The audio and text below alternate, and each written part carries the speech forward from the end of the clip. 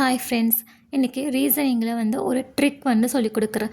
இந்த ஆல்ஃபபெட்டோட லெட்டரை வந்து எப்படி நம்ம அந்த நம்பர் வந்து ஞாபகம் வச்சுக்கிறது அப்படிங்கிறதுக்கு. ஸோ நம்ம ரீசனிங்கில் வந்து இந்த மாதிரி ஒரு கொஸ்டின் வந்து பார்த்துருப்போம். ஒரு பேர் ஆஃப், அதாவது ஒரு லெட்டர் வந்து கொடுத்து அதில் எவ்வளோ பேர்ஸ் இருக்குது அப்படின்னு சொல்லி கேட்டிருப்பாங்க. இந்த மாதிரி போத் ஃபார்வர்ட் அண்ட் பேக்வர்ட் டைரெக்ஷனில் வந்து எவ்வளோ பேர்ஸ் இருக்குதுன்னு சொல்லி கேட்டிருப்பாங்க. இப்போ இந்த எலிஃபெண்ட் அப்படிங்கிற லெட்டர் வந்து கொடுத்துருக்காங்க.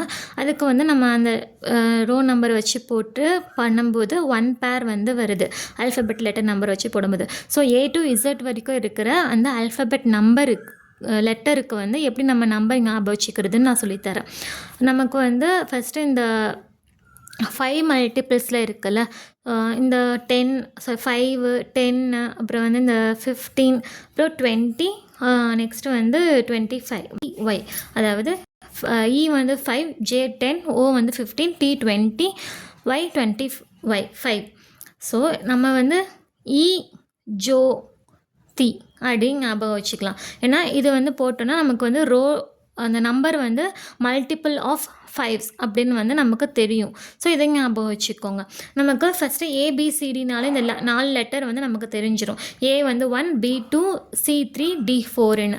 ஸோ நமக்கு அந்த மல்டிபிள் ஆஃப் 5ன்னு தெரிஞ்சிடுச்சு. இந்த Fக்கு எப்படி ஞாபகம் வச்சுக்கிறதுனா, Fனா ஃப்ளவரில் 6 இதழ் இருக்கும்ல, 6 இதழ் இருக்கும். அப்போ அந்த 6. 7க்கு G, நமக்கு ஒரு மூவி நேம் தெரியும்ல, 7G ரெயின்போ காலனி, அதை ஞாபகம் வச்சுக்கோங்க.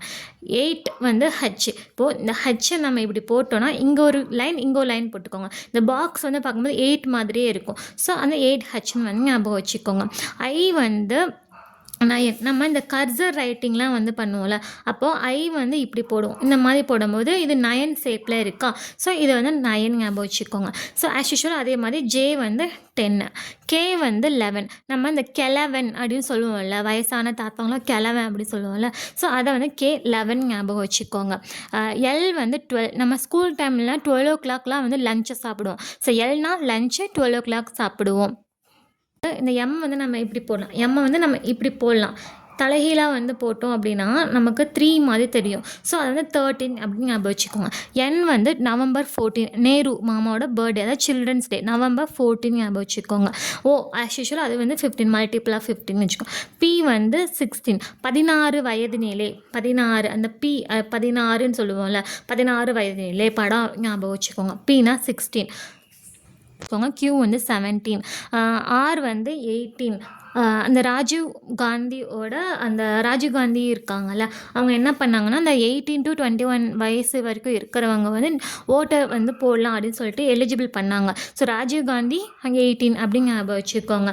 S வந்து சச்சின் வந்து 19 வயசில் வந்து கிரிக்கெட்டுக்கு வந்தார். ஸோ சச்சின் வந்து 19. T20னா வேர்ல்டு கப் ஞாபகம் வச்சுக்கோங்க. U21, U21, யூனா யூஎஸ்ஏன்னு ஞாபகம் வச்சுக்கோங்க. யூஎஸ்ஏல வந்து 21 வயசு ஆயிடுச்சுனாலே பேரண்ட்ஸ்லாம் வந்து விட்டுட்டு அவங்களுக்கான வேலையை வந்து அவங்களே வந்து செஞ்சுக்கணும். ஸோ அந்த மாதிரி வந்து ஞாபகம் வச்சுக்கோங்க. யூஎஸ்ஏ 21 வயசு அவங்க ஆச்சுன்னா அவங்க வந்து அவங்களோட ஒர்க்கை வந்து அவங்களே பார்த்துக்கணும். V22, V வந்து நம்ம விக்ட்ரி, அதாவது இப்படி சொல்லுவோம்ல விக்ட்ரி. ஸோ அந்த 22 ஞாபகம் வச்சுக்கோங்க.